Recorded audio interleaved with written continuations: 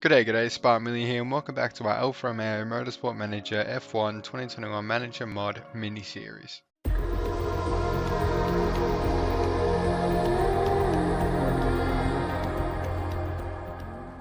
Okay, so finally starting the second season. I know I took a bit of a hiatus for 10 days or so, but I apologize for that. But we're back now. I thought we'd give the first season a bit of a break anyway.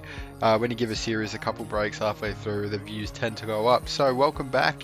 We're going to go ahead with this second season here, and hopefully we can make some big jumps.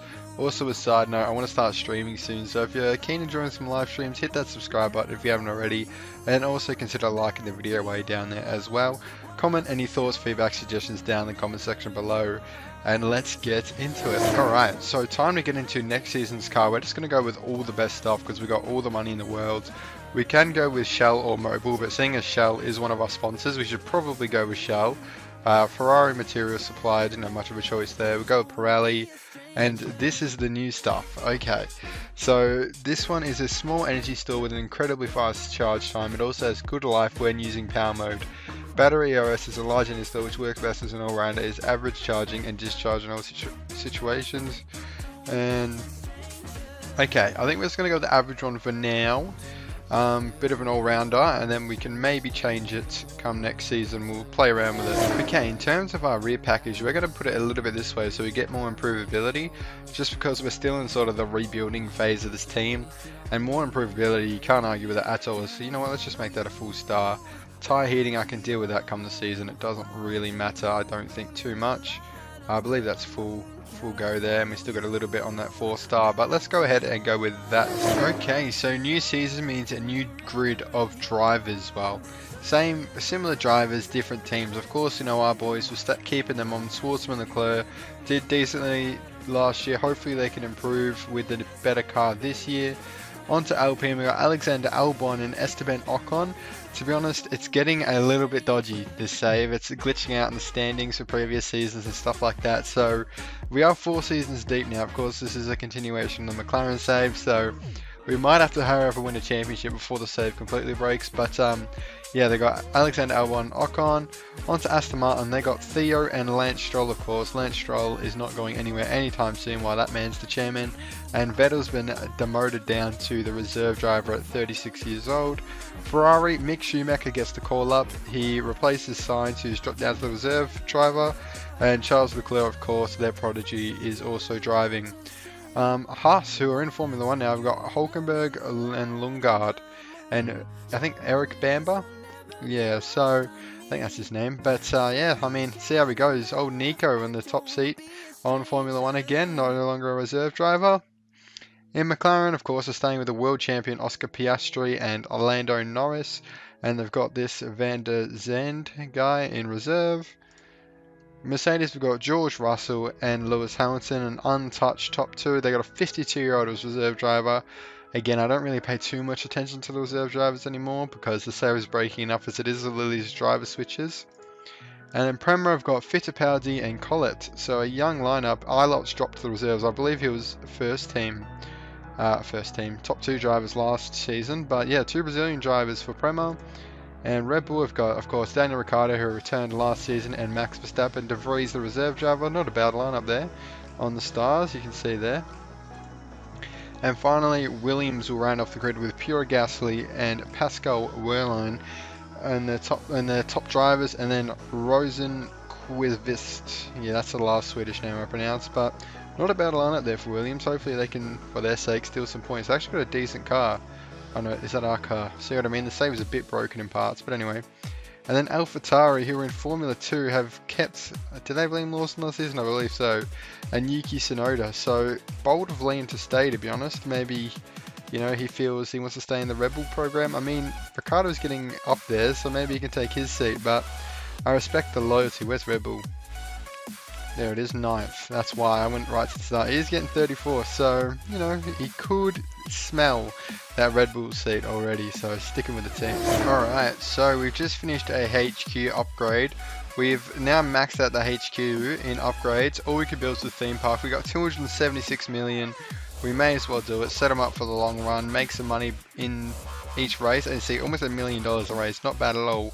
it'll pay itself off in over 100 races. So long-term goals, but we got the money to spend, we may as well. Okay, time for the livery for Season 4 and Season 2 with Alfa Romeo. Now, of course, Alfa Romeo have got a sort of custom livery going on here, so we're not going to change it too much. In fact, we're going to keep it on that, but I'm thinking maybe a blacked out Alfa Romeo could look quite nice. Let's have a look here. I kind of really like it. It's a bit weird with the white outline around the sponsors. I don't know where that white is on the car, to be honest, but we'll keep it there. Oh, it's on the front wing. Will that look better black? Yeah, not bad. Keep it all blacked out. And then this can sometimes sort of break the sponsors. Yeah, that looks awful. Unless we change this one, it fixes. But you see there, it's funny with the sponsors. So we're going to keep it at white. But I do kind of vibe with the blacked out Alfa Romeo. Maybe not all the way black. What's it like grey? No, let's just keep it blacked out. That looks nice. We're going to go ahead with that livery. You probably won't see much of it anyway, because we don't show races on this series. But yeah, that's the livery for the new season. Okay, time for pre-season testing. Now let's see where the car is at in terms of performance here. We're looking quite a way up the grid now. Who is that driving for Aston Martin? Man, the CPU just love messing with my transfers, don't they? Oh well, their decision. I guess the American Rahal can drive for them. It'd be funny if they replaced Lance Stroll. They did. Oh my days. Anyway, whatever. Lawrence Stroll must be happy with it if he did it. But 9th and 10th, not too bad at all. And here is the $1 million question. What is our target for this season? Our car is 6th best on grid. Wait. We're one spot off Red Bull. Red Bull have had a steep decline. We got the best brakes on grid, not the worst top speed on grid. Not quite there with the gearbox either. Not great aerodynamically. I mean, rear wing's not bad. But yes, lots of work to do on the top speed, which we knew going into the season. But let's make our target. I think 6th is a good. Yeah, he thinks that too. Mid-table, it's an improvement from last time out. We're going to say 6th. Alright, in terms of designing a new part, and the more I look at this car, the more I like it. It looks very nice. But let's build a engine. Obviously, we got lots of improvability, which we will not be able to capitalize on that much because we don't have any good components. What's our current engine? Let's have a quick look at the car here. Engine is at 1549, so honestly a no component engine at 1.6 would not be too bad. But yeah, the car's not looking great in parts, but looks awesome on the de-acceleration, which is handy if anything. Let's build, I suppose, this one. We've already got maxed out fuel efficiency because we had a couple events pop up through preseason. But we're going to go ahead and build that. It's got good reliability. Won't be ready before the first race of the season, but that's fine. First race of the season in Sakhir, and we are in the points already. 6th place, which is awesome. And even better is Leclerc. Well, not even better, but another great sign is Leclerc finished 12th ahead of Max Verstappen.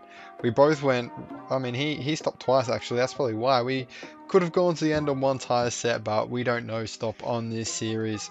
Oscar Piastri won. He got the first punch in over Russell and Hamilton, or Russell or Hamilton, depends who they prioritise.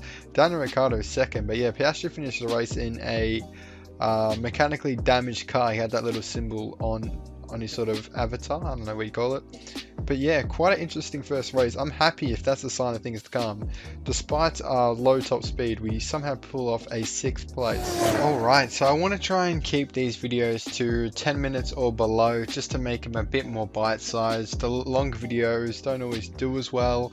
I'm not all about the numbers, but if you guys aren't being entertained for the long videos, then I don't want to... You know, there's no point in me spending more time per episode. I'd rather have more shorter episodes in the series. But that being said, I hope you've enjoyed this first episode. Most of it was just set up, and the more I look at the car, the more I love it. So yeah, if you enjoyed this episode, leave a like below, comment any thoughts, feedback, suggestions, and hit that subscribe button if you haven't already. And I'll see you next time out, where we'll take on Imola, and hopefully we'll get through a few more races and get in a decent chunk in this season. But I'll see you then.